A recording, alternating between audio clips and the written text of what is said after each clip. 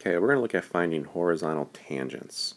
So if we're trying to find a horizontal tangent line on a function, this is going to occur where the derivative, which remember a derivative represents a slope of a tangent line, if we want it to be horizontal, well, that means we want the slope to be 0.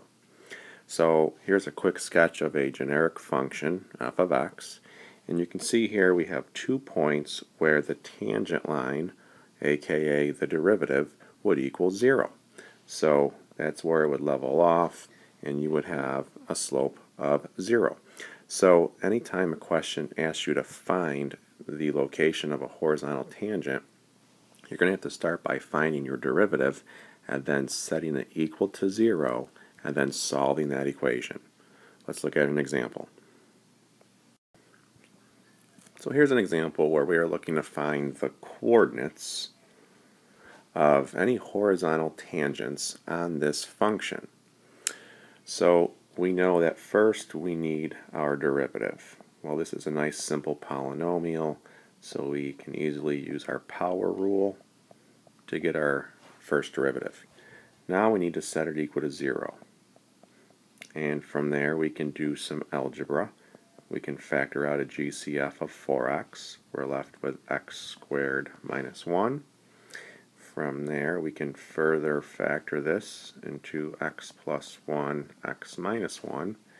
And when we set these three pieces equal to 0, that's going to yield x equals 0, x equals negative 1, and x equals positive 1. Well, now we want to find the coordinates. So to do that, we need to find f of 0, f of negative 1, and f of positive 1. People always ask, well, which equation am I supposed to plug into? Well, just think about it. If you were to plug back into the derivative, you're going to end up getting 0 for all of these because we found these answers by setting the derivative equal to 0. So we need to go back to our original function here and plug in those three values to find the corresponding y. So when we do our substitution and plug back into that original function, our points are 0, 2, negative 1, positive 1, and then 1, 1. Let's take a look at this graphically to get a visual of what's happening.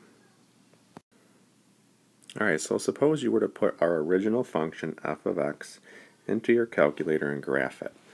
So if we were searching for the coordinates of horizontal tangents, notice that these are the 3 points that match our 3 coordinates there.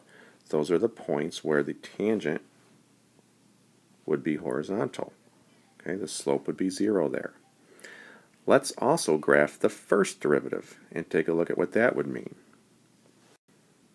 So if we were to put our first derivative equation into the calculator, so we're talking about 4x cubed minus 4x, remember we were searching for where is that equal to 0.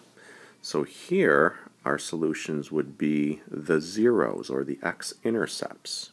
Okay, so that would match the x values of negative 1, x equals 0, and x equals positive 1. Okay, so this would give us the x values on the derivative where the derivative is equal to 0. Whereas back over here on our f of x graph, we could actually see the coordinates of negative 1, 1, positive 1, 1, and then 0, 2.